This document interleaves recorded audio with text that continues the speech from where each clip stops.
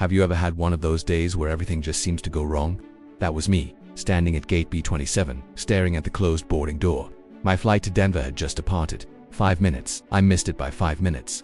I remember the knot in my stomach, the hot sting of tears welling up in my eyes. I'd woken up late, spilled coffee all over my shirt, and then got stuck in the worst traffic jam I'd seen all year. It felt like the universe was conspiring against me. I slumped into one of those uncomfortable airport chairs, pulled out my phone, and started furiously typing an apology email to my boss. "I'm so sorry I missed the flight. I'll have to rebook for tomorrow morning's meeting." I felt like a complete failure. The frustration was overwhelming. I was angry at myself, at the traffic, at the world. I put my head in my hands, just trying to breathe, trying to calm the storm of disappointment raging inside me. I spent the next hour feeling sorry for myself, scrolling through social media and trying to find the cheapest, most ridiculously early flight for the next day. The airport was a blur of announcements, rolling suitcases, and people rushing to their destinations. I felt stuck, left behind. I finally managed to book a 6 a.m. flight and decided to just get a hotel room near the airport. It was an unexpected expense, another reason to be annoyed. As I was walking towards the exit to find a taxi, my phone buzzed with a news alert. I almost ignored it, but something made me glance down. The headline hit me like a physical blow. Flight 714 to Denver crashes moments after takeoff. Flight 714, my flight. The flight I had missed by 5 minutes. The world around me went silent. The airport noise, the announcements, the chatter, it all faded into a dull roar. I stood frozen, my suitcase handle digging into my palm. It couldn't be real. I reread the headline, my hand shaking so badly I could barely hold the phone. My heart was pounding against my ribs so loud I could hear it in my ears. I clicked on the article. Details were still emerging, but it was confirmed. The plane had gone down. No survivors were expected. I felt the floor drop out from under me. I stumbled back to the nearest chair and collapsed into it. The frustration and anger I'd felt just an hour ago were gone, replaced by a cold, creeping dread that felt like ice in my veins. People around me were starting to notice the news. A woman next to me gasped, her hand flying to her mouth. A man was on his phone, his voice strained and high-pitched. The airport, once a place of mundane travel, had transformed into a scene of collective shock and horror. And I was in the middle of it, a ghost who was supposed to be on that plane. My mind raced, replaying the morning's events. The spilled coffee, the traffic jam, the frantic run through the terminal. Every single frustrating delay that had made me miss my flight had, in fact, saved my life. The sheer randomness of it was staggering. What if my alarm had gone off on time? What if I hadn't spilled that coffee? What if one red light had been green? I would have been on that plane. The thought was so terrifying, so final, that I started to hyperventilate. The next few days were a surreal haze. I checked into the hotel, but I didn't sleep. I just sat on the edge of the bed, watching the news coverage on a continuous loop. I saw the faces of the crew, the interviews with heartbroken family members gathering at the airport. I recognized a man I'd seen at the gate, looking at his watch impatiently. He was on the flight manifest. They were all just people, like me, trying to get somewhere. They had plans, families, futures, and now they were gone. And I was here. Why? The question echoed in the silent hotel room, over and over again. Why me? An intense wave of guilt washed over me. It felt wrong to be alive. It felt like I had taken someone else's seat, someone else's chance.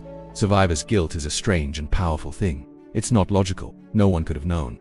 But my mind kept creating scenarios where I could have warned them, where I could have done something. It was a heavy, suffocating blanket of what-ifs. I called my family, my voice barely a whisper, to tell them I was okay. The relief in their voices was palpable, but it only made my own guilt feel sharper. They were celebrating my life, while so many other families were just beginning to grieve. I cancelled my work trip. The meeting, which had seemed so monumentally important just days before, now felt utterly insignificant. My boss was understanding, telling me to take all the time I needed. But what did I need? I didn't know. The world felt different, like a veil had been lifted. The things that used to stress me out, deadlines, emails, career ambitions, they all seemed so trivial. I had been living my life at 100 miles an hour, constantly chasing the next thing, the next promotion, the next goal. I was always rushing, always stressed, always feeling like I wasn't doing enough. And for what? To end up as a name on a flight manifest. That realization was a turning point.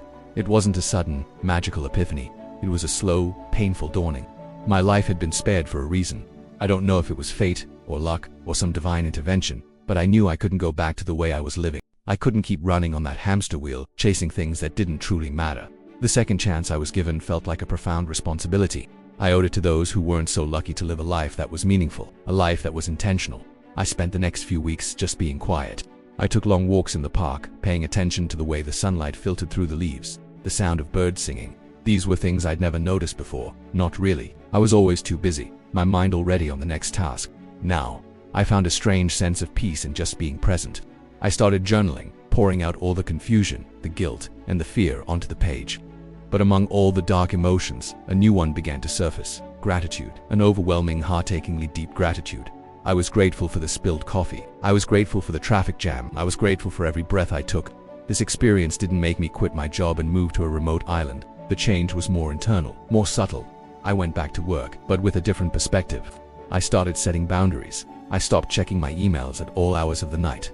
I prioritized my well-being instead of rushing through my lunch at my desk. I went outside. I reconnected with old friends, not with a quick text, but with long, meaningful conversations.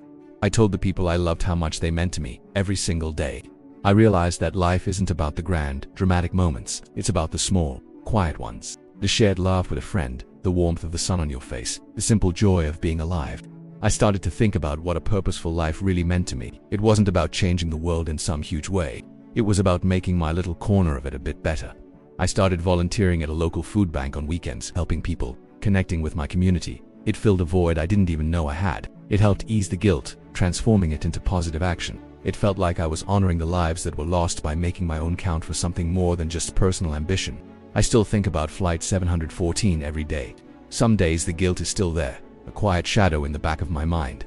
I'll probably carry a piece of that tragedy with me forever, but it's no longer a crushing weight. It's a reminder to slow down, a reminder to be present, a reminder to be kind to myself and to others. It's a reminder that every single day is a gift and not one to be taken for granted. My life was almost cut short, but instead, it was given a new beginning.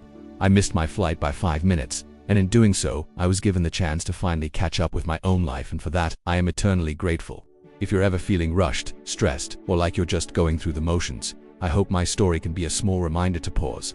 Take a breath, look around you. Life is so incredibly precious and unpredictable. Don't wait for a near miss to start living it intentionally. Thank you so much for listening. If this story resonated with you, I'd love for you to subscribe and join our community here. Stay safe and be well.